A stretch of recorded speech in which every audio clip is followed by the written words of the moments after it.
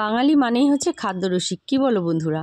সন্ধেবেলা যেই একটু ঝড় বৃষ্টি হয়েছে, ঠান্ডা ঠান্ডা ওয়েদার, ব্যাস মুখরোচক খাবার খেতে মন চাইছে। আর আমার নয়, আমার বাড়ির সবার। যাই হোক, সবার জন্যই বানিয়ে ফেললাম চাউমিন। জিজ্ঞাসা করলাম কি হবে রাত্রিবেলা, বললো আজকের চাউমিন বানাও। সবজি দিয়ে চাউমিনটা বানিয়ে নিলাম। একটু সবজি চাউমিন তুলে রেখে দিয়ে পরে ডিমটা দেব। আর আমাদের বাড়িতে সন্ধেবেলা না, দিনের বেলা ভাত ডাল মাছ যতই রান্না হোক না কেন, সন্ধেবেলা একটু আলাদা রকম রান্না করতেই হবে।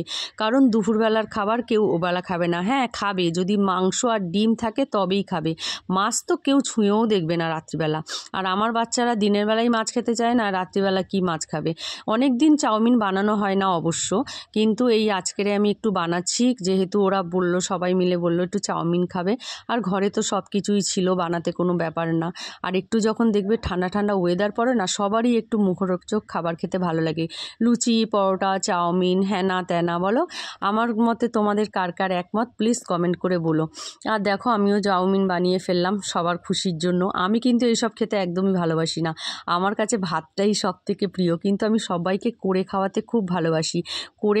করে দিলে সবাই যখন খেয়ে বলে খুব ভালো হয়েছে, ব্যাস ওটাই আমার পেট ভরে যায়, মনও ভরে যায়।